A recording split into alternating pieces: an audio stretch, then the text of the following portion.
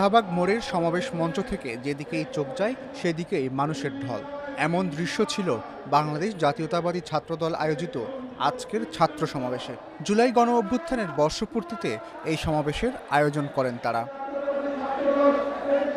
বেলা ৩টার পর সমাবেশ শুরু হলেও সকাল থেকেই ছোট ছোট মিছিল নিয়ে শাহবাগ মোড়ের দিকে আসতে থাকেন ঢাকা ও ঢাকার বাহিরের বিভিন্ন শাখার ছাত্র নেতৃবৃন্দরা। দুপুর ২:৩০টার পর থেকেই ছাত্রদলের সাবেক ও বর্তমান নেতাদের সঙ্গে মঞ্চে আসতে শুরু করেন বিএনপির কেন্দ্রীয় নেতৃবৃন্দ। শুরুতে ছাত্রদলের কেন্দ্রীয় সভাপতির স্বাগত বক্তব্যে রাকিবুল ইসলাম বলেন, ছাত্রদলকে রুখে দেওয়ার ক্ষমতা বাংলাদেশে কারও নেই। আজকের এই ঐতিহাসিক ছাত্র সমাবেশে জুলাই আগস্ট গণ অভ্যুত্থানে ছাত্রদল যে বিরোচিত ভূমিকা পালন করেছে, আমি আপনাদের সবাইকে ছাত্রদলের পক্ষ থেকে এই ঐতিহাসিক ছাত্র সমাবেশের মাধ্যমে সবাইকে ছাত্রদলের এই বীর সৈনিকদের প্রতি কৃতজ্ঞতা জ্ঞাপন করছি।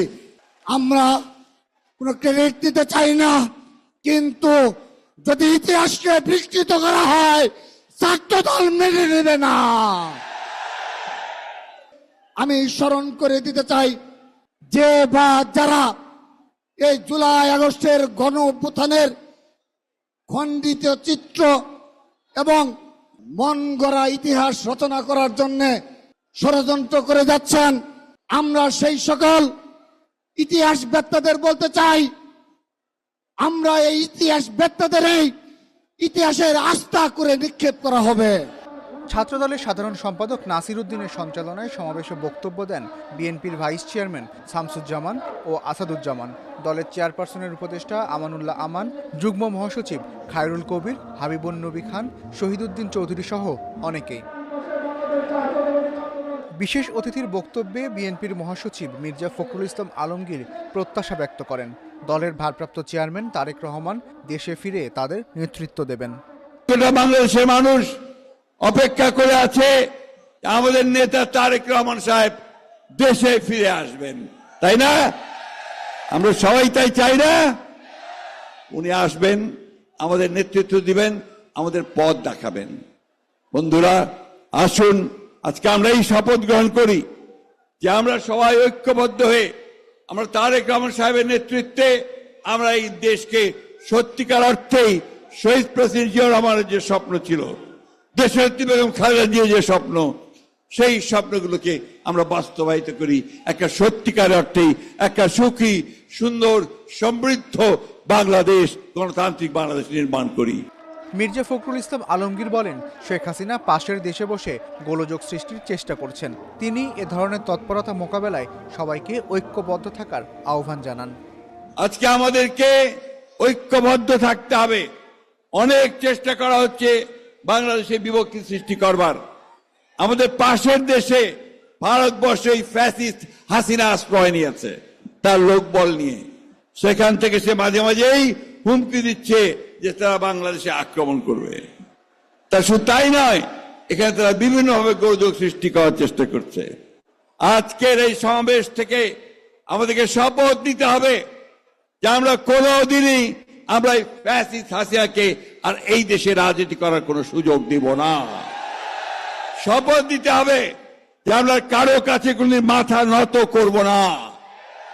আমরা আমাদের দেশকে আমরা নিজেরাই স্বয়ং সম্পূর্ণ হয়ে গড়ে তুলব। বন্ধুগণ, প্রধান অতিথি হিসেবে এই সমাবেশে ভার্চুয়ালি যুক্ত ছিলেন তারেক রহমান। তিনি বলেন, বাংলাদেশের মানুষ আর বিভেদ, বিরোধ ও প্রতিহিংসা প্রতিশোধের রাজনীতি চায় না। একটি কথা মনে রাখবে সবাই তোমরা, যদি তোমরা আগামী দিন সাহস এবং সততার সঙ্গে এগিয়ে যাও, তাহলে বাংলাদেশের গণতান্ত্রিক আমি জনগণ তোমাদের সাথে আছে। বাংলাদেশ এখন একটি পরিণত দেশ। এই পরিণত বাংলাদেশে বাংলাদেশের জনগণ আর বিভেদ, বিরোধ, প্রতিহিংসা, প্রতিশোধের রাজনীতি তারা চায় না।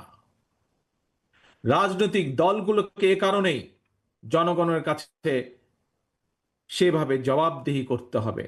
রাজনৈতিক দলগুলোর কাছে জনগণ চায় রাজনীতির গুণগত পরিবর্তন। কারিগরি ও ব্যবহারিক শিক্ষার উপর জোর দিয়ে বিএনপি আগামী দিনে শিক্ষা কারিকুলাম ঢেলে সাজাতে কাজ করছে বলে জানিয়েছেন তারেক রহমান।